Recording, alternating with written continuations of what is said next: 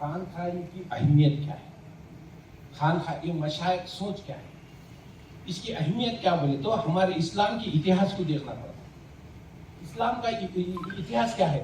دیکھو ہمارے دنیا یہ پورے ورلڈ میں جلدی اس لیے بول رہا ہوں, شاید صاحب قبلہ تشریف لائے.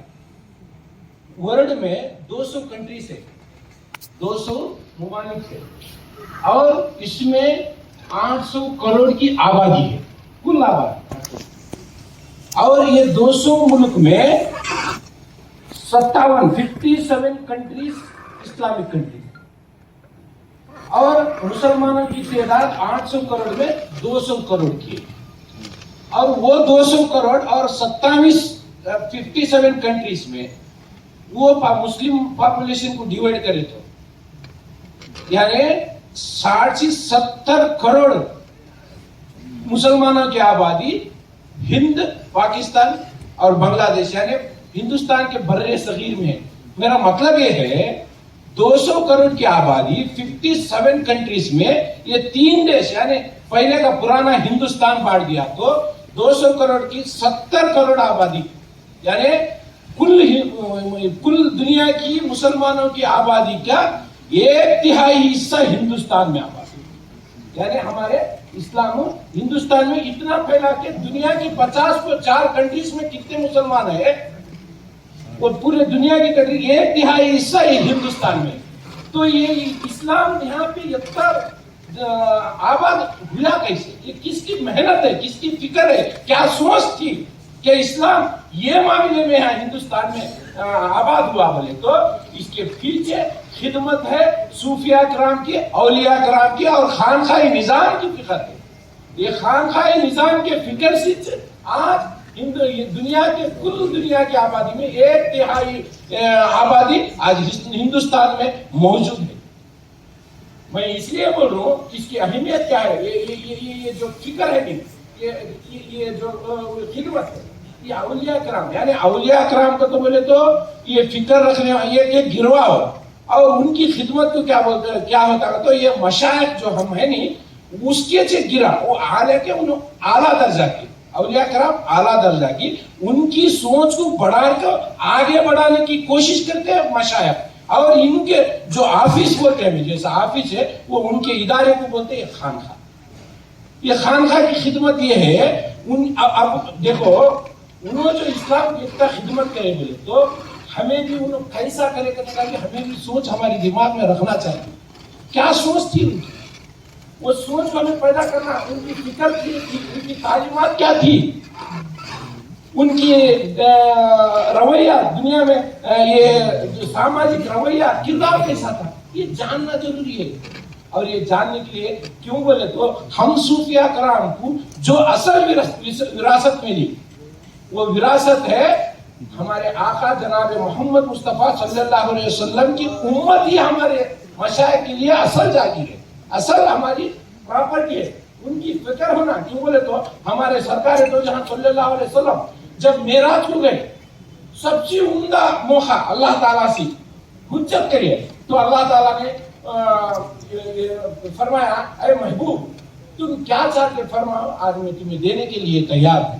تو سرکار دو جہاں صلی اللہ علیہ وسلم کیا مانگے, اے اللہ اس سے بس اتنا وعدہ کر کہ میری امت کی بخشش کرنے کا وعدہ, امت کی فکر لے کے عرش معلیٰ تک پہنچے. اس سے ہم نے کیا معلوم ہوتا, ان کے ہمیں مشن کو آگے بڑھانے والے مشائخ ہیں نا, ان کی فکر کچھ ہمیں سمجھنا پڑتا. تو ان کی فکر کیا تھی, امت کی بخشش یعنی امت کی فکر. ان کے بعد دیکھو ان کی وراثت میں جا کربلا کے میدان میں امام حسین سے کہا گیا سرکار آپ کے لیے ہمیں جنگ کے لیے آیا, آپ کو شہید کرنے کے لیے آنا, آپ کی بیعت لینے کے لیے. آپ اس پر یاد ہوگا تھا نا یہ سب میں تمہارے بھتیجے بھائی جو بھی بھانجے ان کو کیوں بھیجے, آپ آگے تو ہمارا مقصد تمہاری بیعت یعنی یہ بیعت ہونا یا کہ نہیں تو تمہاری شہادت ختم کرنا, یہ آپ کو بھی معلوم ہے. تو بولے دیکھو یہاں شہید ہونے کا نہیں, میں جیسا ہی شہید دے تو میری ماں جنت کے عورتوں کی سردارنی جام کوثر لے کے میرے لیے ٹھہرے, یہ شہید ہونے کے لیے نہیں تھا. میری فکر یہ ہے آج میں یہاں سے چلا گیا تمہاری فرصت کے لیے, تمہاری سوچ کو بدلنے کے لیے میری ایک ایک اولاد تم کربلا کے میدان میں بھیجا کہ چاہے کہ ان کے خون سے تمہاری سوچ کو بدلے, موقع دینے کے لیے بھیجا. یعنی اگر غلطی سی مجھے وار کر دیے تو یقیناً تم دوزخی بن جاؤ. تم دوزخی بننا اس لیے میں پسند نہیں کرتا کہ یعنی کہلانے کے لیے تم بھی میرے نانا کی امت ہی ہے. حشر کے میدان میں جب تمہیں دوزخی قرار دیا جائے گا, جب میری نانا کی نگاہ حسرت سے میرے اوپر پڑی آئے, اسے تو تھا نا میری امت کے رہبری کے لیے. یہ کہاں سوچ پیدا ہوتی ہے.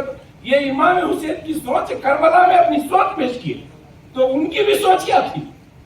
سرکار کی امت, یہ خانقاہی فکر ہے. اور حضور غوث پاک کی کیا عالم معروضہ میں اللہ تعالیٰ سے 70 بار وعدہ کی. جواہر الاشاق بندہ نواز سرکار کتاب لکھے, الرسالۃ الغوثیہ میں لکھے, اللہ تعالیٰ سے حجت ہوئی. ایسا نہیں کہ ایسا یہ الہام کشف و ذریعے کانٹیکٹ کرنے کے لیے اللہ تعالیٰ سے وہ ذریعے سے حجت ہوئی. تو حضور غوث پاک کیا بولتے ہیں, میں نے میرے خدا سے 70 بار وعدہ کیا, اور 70 بار میں یہ وعدہ کیا کہ جب بھی میری مرید کو موت آئے تو توبہ کی حالت میں موت آئے. یعنی جب میرا مرید توبہ کی حالت میں مر جاتا تو سوال جواب کا کوشچن اتنے پیدا ہوتا. جب توبہ قبول ہوتی, توبہ قبول ہونے کے بعد اس کے پورے گناہ زیرو کی مقام پا جاتے, تو میری بخشش ہوتی میری مرید. وہاں امت کی فکر, وہاں نواز امت کی فکر, غوث پاک کو یعنی مرید یعنی انڈائریکٹلی سرکار کی امت کی فکر. یہ فکر دیکھو ہمارے پہلے کا اولیاء کرام, ہمارے بزرگ آج ان کے کردار سے, ان کی سوچ سے, ان کی تعلیمات سے ہمیں سمجھنا چاہیے کہ ہماری فکر, اصل فکر ہمارے سرکار کی امتی, ان کی فکر ہمیں لے کے چلنا. ہاں, اور دوسری بات یہ رہی کہ اولیاء کرام, یہ اولیاء کرام کا تو بولے یہ کس لیے بولو, تو ان کی سوچ کیا ہے, ان کی فکر کیا ہے, ان کا کردار کیسا تھا, یہ جانے تو نہیں ہمیں اپنانا. ان سے ناواقف ہے تو ہمیں اپنانے کیسا ہوتے. جب جان کے اپنا ہے تو دوسروں کو خدمت کرنے کے ہمیں قابل ہوتے, دوسرے کی ایڈوائز کرنے کے لیے ہمیں قابل ہوتے. جب ہمیں ان کی فکر, ان کی سوچ سی اور ان کے تعلیمات سی دور ہے تو ہم نہ سمجھ میں نہیں آتا. دیکھو یہ جو فکر ہے نہیں, مشائخ کی فکر ہے, مشائخ کی یہ جو فکر ہے نہیں, یہ اللہ تعالیٰ کی ہے تو خود بخود انسان کے دماغ میں پیدا بھی ہو سکتی, مگر یہ حقیقت کیا ہے, یہ پڑھ کو سمجھنے کی نہ ہو بات, یعنی سن کو سمجھنے کی بھی بات نہ ہو. اصل میں یہ خود اس راستے پر چل کے محسوس کر کو سمجھنے کی بات ہے. یہ فکر ہی ایسی خانقاہی فکر ایسی ہے کہ خود اپنے وہ سمجھنے سے پہلے, خدمت کرنے سے پہلے خود کو اس راہ پر چلانا پڑتا.